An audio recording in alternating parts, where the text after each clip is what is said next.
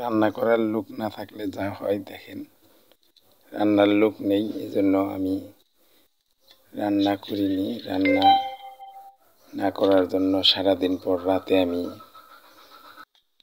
আটা আগে গুলে নিছি পানি দিয়ে একটু ভিজা ভিজা পানি করে গুলে নেবেন।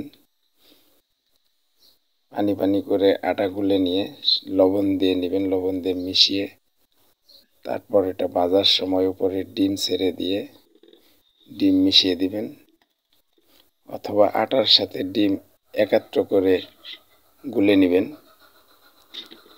পানি করে গুলে নেবেন। তারপর কড়াইতে নিয়ে এভাবে ভাজবেন, দেখবেন রুটিটা নরমও হবে, ডিম ভাজির মতোই ভাজি হবে। আমি এটা কিন্তু প্রথম করতেছি,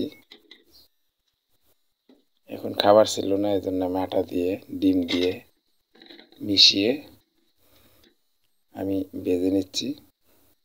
এখানে কিন্তু শুধু আটা, ডিম আর লবণ আর পানি, আর কিছু নেই, কিন্তু এতে অনেক সুন্দর খাবার হয়ে গেছে খুব সহজেই। আমি আটাও কিন্তু কড়াইয়ের মধ্যেই গুলে নিছি। আপনার ইচ্ছা করলে তেল ছাড়াও ভাজতে পারেন বা তেল দিয়েও ভাজতে পারেন।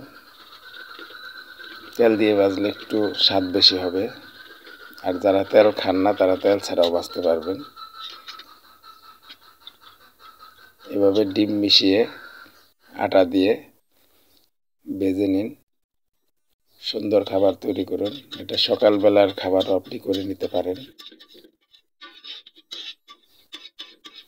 এখন আমি কড়াই থেকে নামিয়ে নিলাম, নিয়ে এখন খেয়ে দেখব কেমন।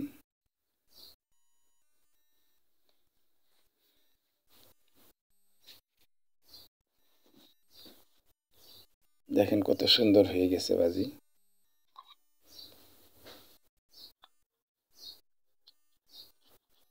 এটা সকালের খাবার হলে আপনাদের জন্য বেশি ভালো হবে। সকালবেলায় অনেকেই রুটি খান, ডিম দিয়ে আটা দিয়ে মিশিয়ে যদি রুটি এরকম ডিম আর আটা মিশিয়ে যদি পানি দিয়ে ভেজা ভেজা করে গুলে তারপরে কড়াইয়ের মধ্যে ছড়িয়ে ভাজেন, তাহলে কিন্তু এরকম ডিম ভাজির মতো হয়ে যাবে। ভাজতেও সহজ হবে, খেতেও ভালো লাগবে।